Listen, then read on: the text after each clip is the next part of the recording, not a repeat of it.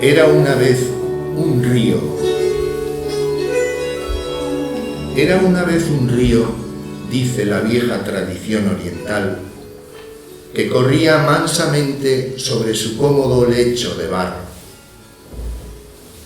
Sus aguas eran turbias y en ellas vivían los peces plomizos que buscan su alimento en el lodo.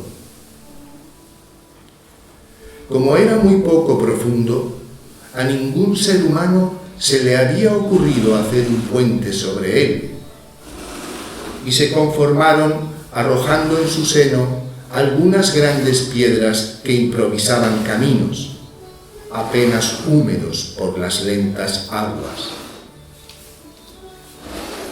Los animales del bosque simplemente lo vadeaban por los lugares menos profundos, revolviendo sus entrañas con las patas.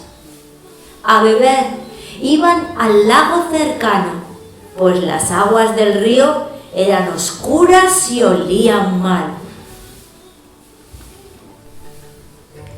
Pero el dios Indra, que todo lo ve, se apiadó del genio del río, pues, sin ser tonto, actuaba como tal, entorpecido por la inercia y la comodidad, ya acostumbrado a que pisoteasen su cuerpo, que era húmedo y hediondo como una víbora muerta.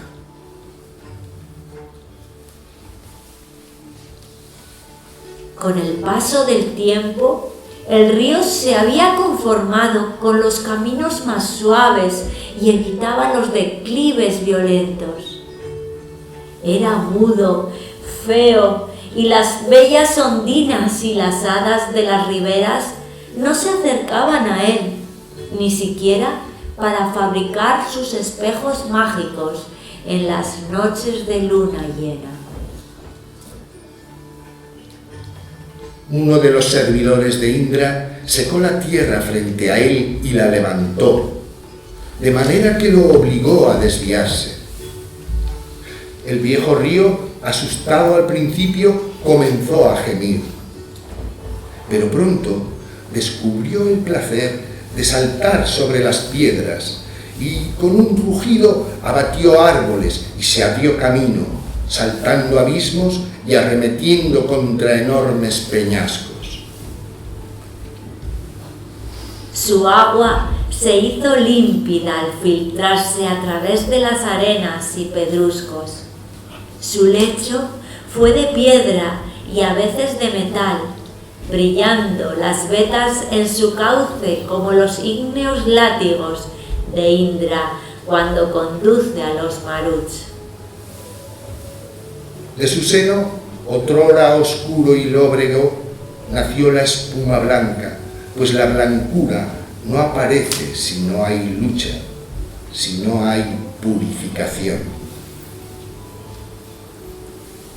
Le habitaron los peces irisados que remontan las aguas y las claras lagunas que iban dejando a sus costados, engarzadas en formidables rocas, fueron embeleso de los elementales de las aguas. Con el reflejo titilante de las estrellas hicieron las ninfas sus peines mágicos y los espejos encantados los extraían de los profundos remansos.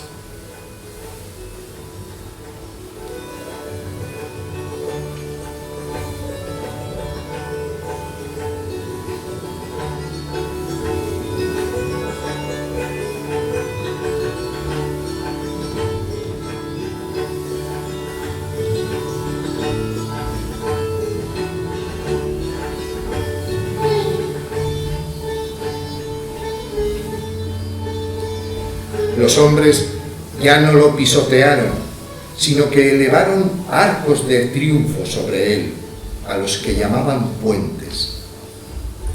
Los animales lo cruzaban nadando, y limpios y brillantes comentaban luego la fuerza del río.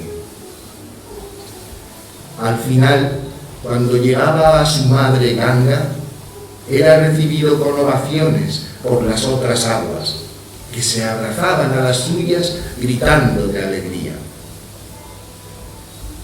Y viendo todo esto, Indra pensó en los muchos seres humanos que no aprovechaban sus oportunidades y siguen siendo ríos lentos y barrosos, carentes de valor y de gloria. 2 lágrimas corren entonces por su rostro candente, y así aparecen las nubes, y todo en la naturaleza se vuelve gris, y lamenta la torpeza humana.